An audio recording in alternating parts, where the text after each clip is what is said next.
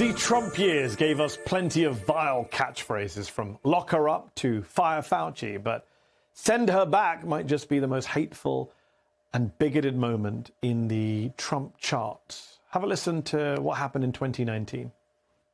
So Representative Omar blamed the United States for the terrorist attacks on our country, and obviously and importantly, Omar has a history of launching vicious anti-Semitic screeds. And tonight I have a suggestion for the hate-filled extremists who are constantly trying to tear our country down. They never have anything good to say. That's why I say, hey, if they don't like it, let them leave. Let them leave. Let them leave. By the time Trump supporters were chanting that phrase at a rally in North Carolina, Trump had been using similar language on Twitter, writing, "So interesting to see progressive Democrat congresswomen who originally came from countries whose governments are a complete and total catastrophe, now loudly and viciously telling the people of the United States, the greatest and most powerful nation on earth, how our government is to be run. Why don't they go back and help fix the totally broken and crime-infested places from which they came?" That message was directed at the squad, 4 congresswomen of color, who are all American, by the way, and I hope this is already common knowledge, but 3 of them were born in the United States of America. Almost every person of color I know has had that ugly phrase or a version of it hurled at them. Go back to where you came from. Go back. And the racist meaning is clear. Don't just take my word for it. The U.S. Equal Employment Opportunity Commission explicitly states that ethnic slurs and other verbal or physical conduct because of nationality are illegal if they create an intimidating, hostile, or offensive working environment. Examples of potentially unlawful conduct include comments like, "Go back to where you came from." And now, following Trump's example, another Republican has taken up the "go back to where you came from" torch.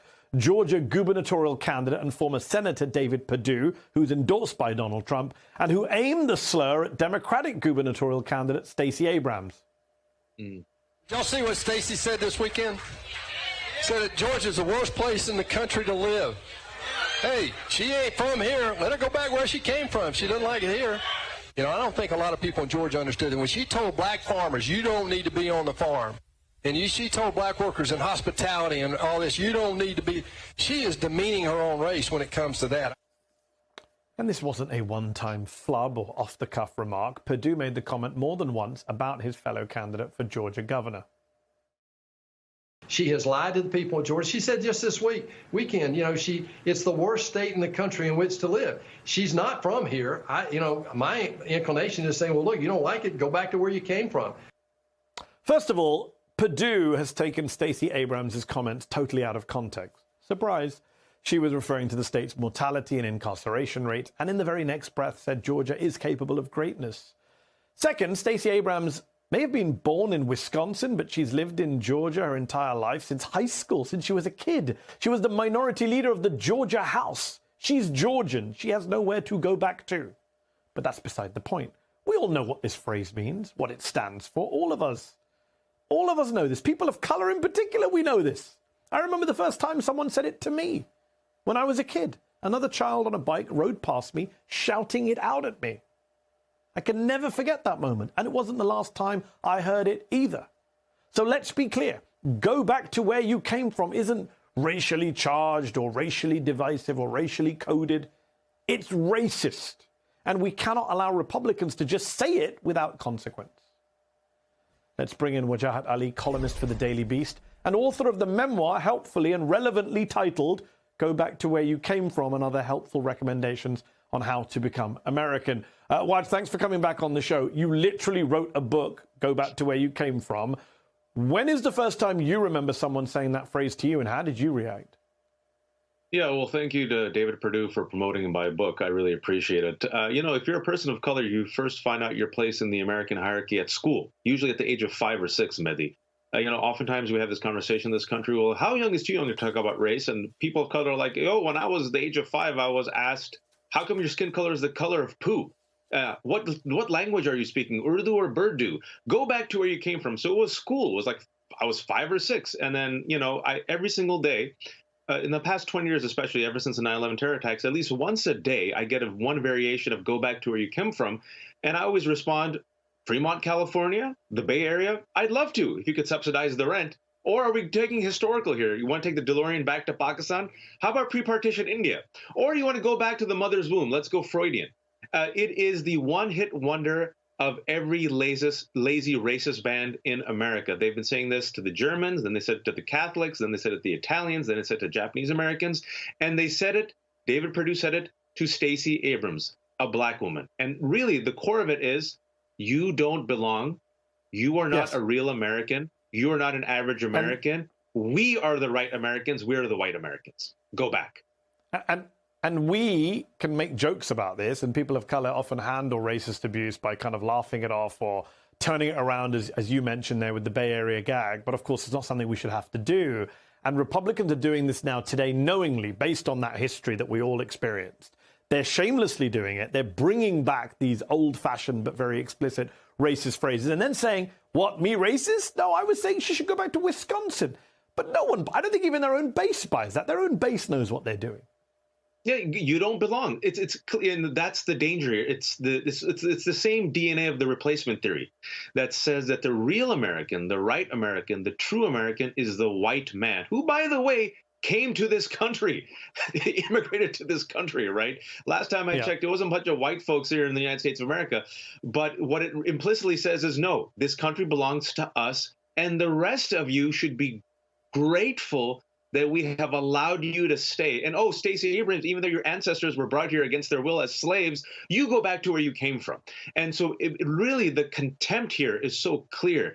The nativism, the xenophobia, the fear, the hate, the ugliness. What it says is that even if you are a U.S. Congresswoman, I'm glad you ran that clip, even if you literally are a citizen in this country, even though you're born and raised in this country, never forget you don't belong. And you only belong because we, the real American, the white male American, is generous enough to allow you to rent a room in our home. It's interesting that the leader of the Republican Party is Donald J. Trump, who lives in Florida. I've never heard anyone tell him to go back to New York, go back to Queens. He's not from round here. We never use that. Suddenly go back to where you came from is about interstate travel now. It's not about good old-fashioned racism.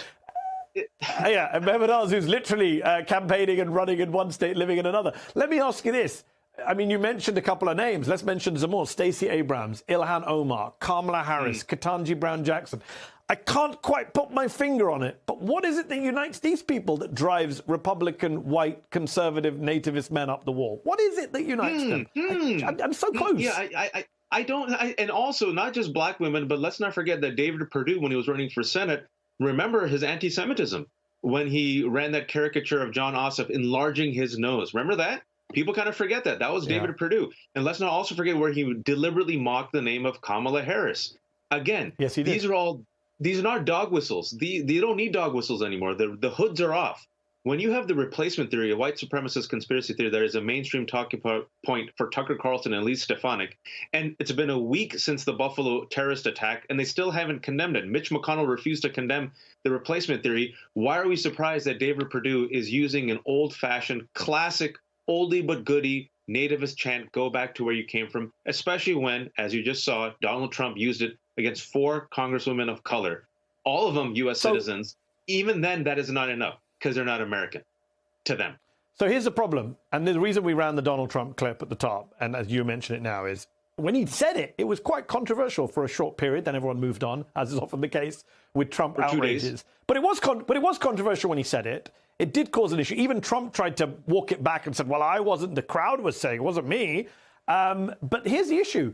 A few years later, Perdue says it, and it's almost normalized. This is what the Republican game plan has been. You know, Steve Bannon talked about, flooding the zone with excrement. It's this idea that even when they say something controversial, you wait a little while, months, years, and it's not controversial anymore. What do the rest of us do to stop this group of people mainstreaming and normalizing what was once non-mainstream and abnormal? Well, that's exactly it. I'm glad you mentioned it. It's moving the Overton window. It's very deliberately pushing this fringe right-wing extremist rhetoric into the mainstream and normalizing it and saying, oh, we were just joking. oh, we're just asking questions. Oh, no. And then projection, right? They project and say, no, it's the Democrats doing it. For the rest of us, you have to call it out for what it is. The New York Times did something brave and bold. It actually called it out, wait for it, Mehdi, as racist. So first and foremost, name it for what it is, racist. The majority, yes, the majority exists, and we have the power right now. Flex, condemn it. And then I also think mainstream institutions have to stop being Charlie Brown, right? Stop falling for it. You do not have to reward bad faith actors. And in fact, you have to disassociate yourself from these individuals. Can you imagine if the rest of us said this? What would happen? Would we have jobs? Yes, and would you be on television? Would you get hired? I think it's important that some of the corporate donors to the Stefanik campaign should rethink some of those donations, given what she's been saying and doubling down on.